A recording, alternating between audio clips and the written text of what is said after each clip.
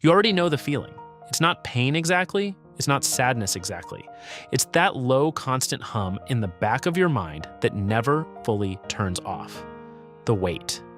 That's there when you wake up and still there when you try to sleep. You've tried to manage it, control it, ignore it. And yet, here it is again.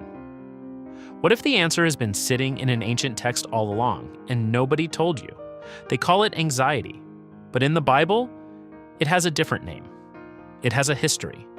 And it has an answer. Have you ever stayed awake at 3 a.m, worrying about something that hasn't even happened yet? Running through every possible outcome, every worst case, every what if. Tomorrow you can't control, the decision you can't make, the relationship you can't fix. The question has no answer, and the harder you try to hold it all together, the heavier it gets. Jesus knew this, not as a theological fact, not from a distance. He knew it because he walked among us. He sat with people who were afraid. He touched people who had lost everything. He looked into the eyes of people who were barely holding on.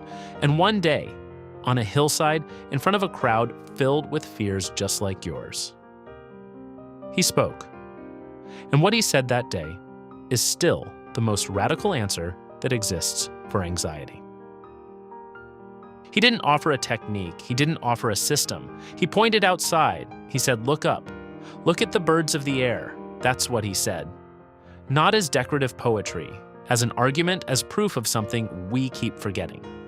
The birds don't sow. They don't reap.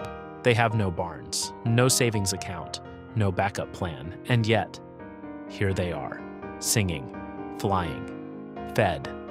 Are you not worth much more than they are? Then he pointed down to the ground, to the lilies growing wild in the field, flowers that neither labor nor spin. And yet Solomon, in all his glory, the richest king who ever lived, was not dressed like one of them. Think about that for a moment. The most powerful man in the ancient world couldn't match the beauty of a wildflower that lives for a single day. Nature is not anxious. It doesn't lie awake at night. It lives in a perpetual present. It receives, it blooms, it fades, and returns again, because it has a father who holds it, a father who provides for it, not a force, not a system, not the universe. A father who knows every sparrow by name, and knows your name too. And if he clothes the grass of the field with that kind of beauty, how much more will he care for you? You whom he made, you whom he loves, you whom he calls his own. Then Jesus asks the question that changes everything. Can any one of you, by worrying, add a single hour to your life? Sit with that.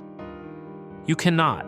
Not 1 hour, not 1 minute, not 1 second. All that energy, all that mental weight, all those sleepless nights, and not 1 moment added to your life. Anxiety is the attempt to control what is beyond your reach. And Jesus names it plainly, little faith.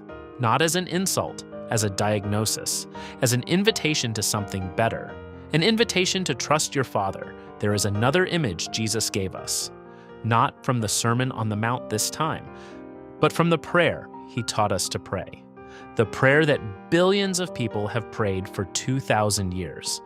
And notice how it begins, not with a request, not with a problem. It begins with a relationship. Our Father. Before you ask for anything, you remember who you are talking to. You are not speaking into the void. You are not hoping something out there is listening. You are talking to your Father. And then, give us this day our daily bread, not the bread of the week, not the bread of the year, not a guarantee about next month or next year, the bread of today, just today.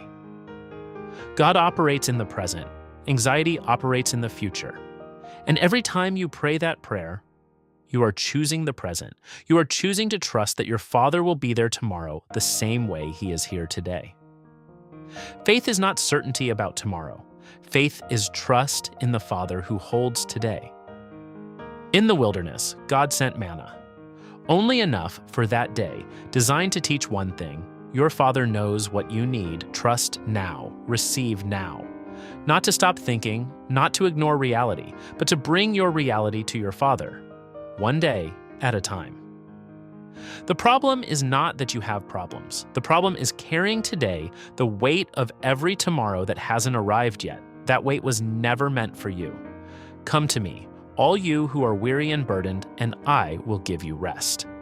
He didn't say, figure it out. He said, come, just come.